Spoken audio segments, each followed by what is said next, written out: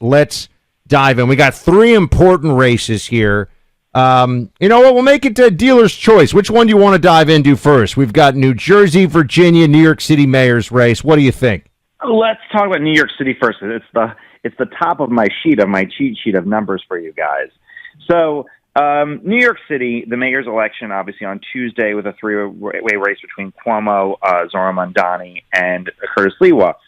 The polling has been fairly consistent, right? It shows Mamdani with an average of a 15-point lead overall, depending on which poll you look at, but it's about a 15-point lead.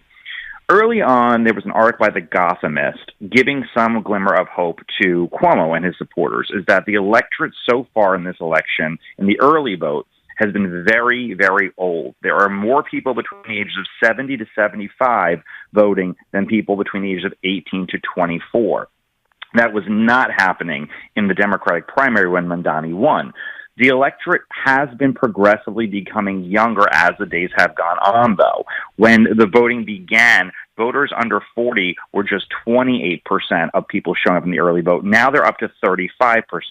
And what's giving some anxiety to Cuomo supporters is this Sunday is the New York City Marathon, which runs through the quote-unquote commie corridor of the big socialist blocks of New York City where people vote. It's going to be good weather. People might go and vote right afterwards. The electorate's been slightly older, slightly blacker. Some of the outer boroughs have been showing up in bigger numbers. Aside from Brooklyn and Manhattan, Staten Island and Queens are showing up in big numbers. The Bronx, which is Cuomo's best county, is having horrific turnout, though. They're not showing up, in the numbers that they need to for Cuomo. So that's certainly going to give his supporters a lot of anxiety. What Cuomo really needs right now are two very big things.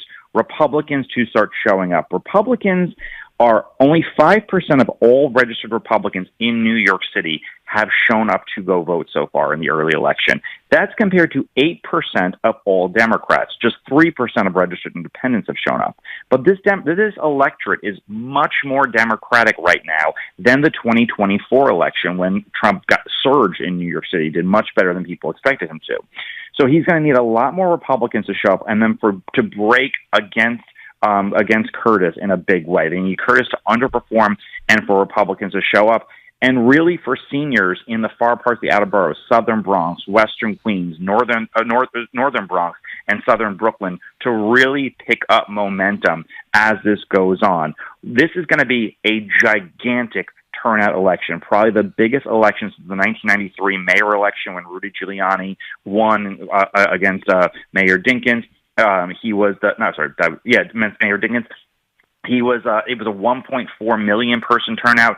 This could get closer to 2 million is what I'm hearing from people analyzing on the ground. A lot more people are showing up. We are at 33% of the 2021 numbers in just 5 days of early voting. So immense turnout in New York City. Republicans just really got to start picking up, and they got to break for Cuomo for him to have a chance, and more seniors have to show up. But seniors have been showing up, but they have to show up more. So that's the New York City thing right now. It still looks like a Mamdani victory. There is a small path for Cuomo. He just has to really get on the ground to get these older voters out to support him. We had Curtis Sliwa on yesterday, Ryan, and if Curtis Sliwa dropped out, let me just ask it to you this way. What do you think the chances are we wake up Wednesday and a majority of New York City voters will have actually voted against Mamdani, but that is split among Cuomo and Sliwa? Do you think that's likely? Do you think that Mamdani will get an overall majority, or do you think more people will vote against Mamdani, but in a three-way he's going to end up as the likely winner that direction? So in all the polls, Mamdani has only gotten a majority in one poll out of all the polls taken in New York City. No one really expects him to get a majority. Now, things could change, especially with – there's going to be a real question of, is there a ceiling for these socialist candidates? Are they so toxic that they can't get past, in New York City's case, where Mamdani, 7, 8, 900,000 votes? If he gets over 1 million votes, it really shows the ceiling isn't there. And this is the conversation that Democrats used to have about Trump, is that he can't get more than 47% until he got close to 50.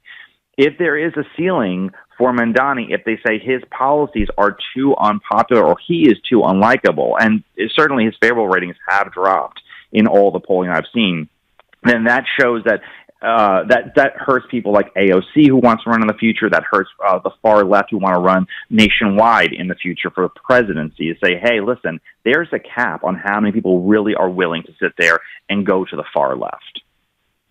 Speaking of Ryan Girdusky, It's a Numbers Game. It's his podcast on the Clay and Buck Network. Go check that one out. Go make sure you have the iHeart app and you're checking out what's in the feed. Ryan, talk to me about Chitterelli in New Jersey. I'm seeing some things that make me feel kind of warm and fuzzy about it, but I'm getting a little ahead of myself, I'm sure. You're here to set me straight. What's really going on? Is this the best chance for a Republican shock win? Yes, this is 100%, aside from Jason Muir, is the best chance for a Republican. So here's the thing the good thing going for Chitterelli is that there's a lot more registered Republicans than there ever have been for Chitterelli in the last time that he ran. Like I think 80,000 more Republicans than there were the last time that he ran, and a fewer Democrats. People have switched registrations, and people have just stopped voting, or they passed away, or they just didn't. They're no longer keeping up their registration, becoming independent. Here's the bad thing for Chitterelli. In 2024, at this point, Republicans had a lead for Trump in the presidential election in in-person voting, right? There were more Republicans showing up to vote in person in the early voting than Democrats, even in a state like New Jersey that has such a big Democratic lead. That is not the case for Chitterelli right now. Democrats have a 7,300-person lead in the early vote. Now, that's not a ton. That's not unimaginable to sit there and break, because in 2021, Chitterelli won Election Day votes by about 200,000 votes. What gives me anxiety is that the mail-in vote lead for Democrats is substantially large. 221,000 more Democrats have submitted a mail-in ballot than Republicans. But the craziest thing is, for this, Buck, 72,000 Republicans in New Jersey have received a mail-in ballot and have not returned it. There are 72,000 votes for Jack Chitterelli on people's kitchen tables, and they haven't returned those ballots yet. That's a lot of catching up to do to chase those ballots and make sure they are returned. Now, once again, he's going to win Election Day. He may win it by a lot. There are two different questions when it comes to how are these voters sitting there and breaking. Jack Chitterelli has the support of all the Orthodox Jewish communities in New Jersey, which is substantial, especially like in Ocean County where there's Lakewood in it. That's bringing a lot of votes. Many of them are registered Democrats. There's also the question of what is going on with these non-white voters who have been Democrats their whole life and broke for Trump. Remember, in the 2020 election, Trump won just 26% of Hispanic majority precincts in New Jersey. In 2024, Trump won 39%, a 13-point bounce in New Jersey in Hispanic majority precincts. How are they going to vote? Because they voted for Jack Chitterelli at the same rate they voted for Trump in 2021. So Trump received 26%, Chitterelli received 26%. If Chitterelli gets 39% or anywhere close among these Hispanic people who have mostly stayed registered Democrat, that could be a big, big difference. The New York Times was questioning, where are these non-white voters who broke substantially in Trump's favor? Trump got 43% of all non-white voters in New Jersey, he lost them by 27 points. He lost them by 43 points previously. There was a 16-point bump in non-white communities in New Jersey from 2020 to 2024. Chitterelli needs to see a similar bump because Chitterelli does better than Trump in the white suburbs. He needs to get Trump-like numbers among the Hispanic areas. Overall in New Jersey, there have been 490,000 Democrats who have voted and 261,000 Republicans and 165,000 Indies. Breaking down percentage-wise, 53% of the electorate so far has been Democrat, 29% have been Republican, and 18% have been independent. Jack Chitterelli needs these Republicans to show up. He's probably going to need about 250,000 to 300,000 on Election Day to show up advantage towards him in order to sit there and win this. And he's going to need some of these Hispanics, especially Hispanics in northern New Jersey, who voted for Trump to sit there and vote with him. So we think that he could win in New Jersey, challenging path. What about Virginia? It seems to me like Jason Miyares, based on the polling that I'm seeing, the attorney general candidate, that we've had on this program, the Republican running against Jay Jones, is in very good position. Seems like Abigail Spanberger is in a solid position on the flip side, going up against the Winsome Sears. Is that an accurate read? What would you say about the data right now in Virginia? Right. So Virginia is one of these states that doesn't register voters by party, which makes it very hard to kind of like parse through the information. In the last 20 days, there have been 13 polls in in Virginia, rather. In the 13 polls, Miyares has led in 10 of them. It's been tied in 2, and Jones has led in just 1. Overall, the average has Miyares with a 4-point polling advantage. Spanberger has somewhere around an 8 or 9-point voting advantage. But the interesting thing and the interesting question is the lieutenant governor's race, which isn't really receiving much, a spotlight. The Republican Reid, or the same as John Reid, who's running, he is only down about 4 points in the polls. If the generic ballot, because no one knows, they're just basically voting for who they like by party. If the generic ballot shows the lieutenant governor's race is within 4 points, then really Spanberger shows that she's either A, very popular, or Winston Sears is very unpopular, and people are voting one direction for governor and changing their vote down ballot. That may be the case. What Winston Sears has to do is not necessarily win, but make sure the gap doesn't get to double digits. Because if the gap gets to double digits, if she's leading by 10, if Winston Sears is losing by 10, 11, 12 points, getting Miyares over the finish line becomes very, very difficult. We're seeing when we look at the counties of who is showing up where, deep Republican counties are having some of the best turnout and some of the worst. And it's really the area around Richmond, Virginia, that is having gangbuster turnout, which is very heavily Democrat, very college educated. What Southwest Virginia, which loves Donald Trump, voted 80% for Donald Trump, what they need to do is start showing up because they are been the lagging indicator in this entire election. Fairfax doesn't have great turnout so far, neither does Virginia Beach, which is the swing part of Virginia. But if they want to counter Richmond, they start seeing Southwest Virginia, coal country Virginia, really bring up good numbers. And so far, it's been definitely on the lower end of turnout. So you think New Jersey, just to recap here, is Mamdani basically a shoo-in? Is it pretty realistic for New Jersey to go? Realistic is, I guess, the best way to say it, to go red.